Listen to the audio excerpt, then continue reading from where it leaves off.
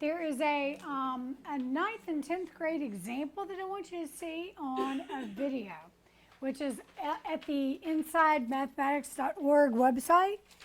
And it's an exemplary lesson. Kathy Humphreys teaches ninth and 10th, but she covers things in such a way she gets the kids to describe how they get their answers. So think about the times when you have the kids in your classroom and you're talking about the math in science.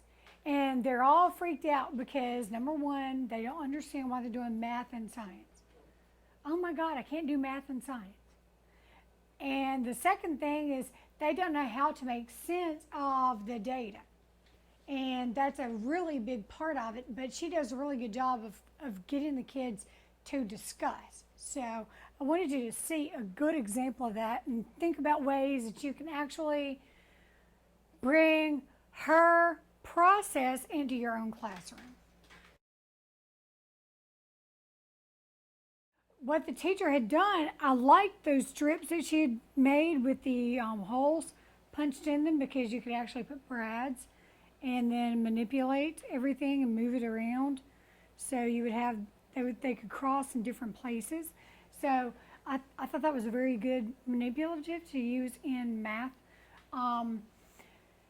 The one thing that struck me about watching the kids negotiate in this classroom, this math classroom, was it was the first time I'd ever seen kids using the language and negotiating the language with each other and using the vocab words.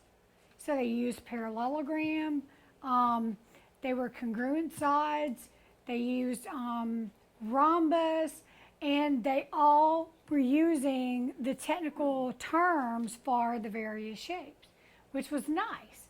A lot of times what we do is sort of take the math terms and then we simplify them for the students. So maybe we shouldn't be even thinking about simplifying the math terms for them.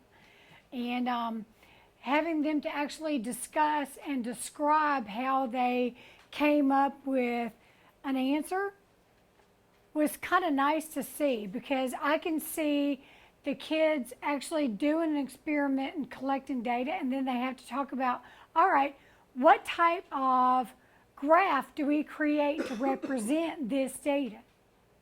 And since that's a definite part of your format for a lab report to represent their data graphically, that's a perfect place, and they would have to sit there and negotiate which of the types of graphs actually make sense with their chart of data. Well, what I liked too that was surprising was that when it was the example about the kite where one kid said, no, that's not a kite because this side is longer than this side. Oftentimes you don't see the kid who knows the answer explaining why. They're like, no, that's not a kite. And then they move on, and then that kid kind of dominates. And so I really like to see how he was actually explaining why it wasn't a kite. It's going back to backing up with evidence and right. kids learning something in the process. So. Right. And cool. So it's pretty obvious that she sort of sets the expectations to begin with and says, whenever you say something, back it up, instead of just saying, no, what you did is wrong. So the whole part about the discussions in the groups is very important here. So, but I really enjoyed watching some of these videos. There are a lot more on here, and I know it's kind of hard for us as science people to look at the math stuff sometimes and say, oh, I could use that. But negotiating the conversations and figuring out how that occurs and what that looks like in the classroom is something that everybody can actually use.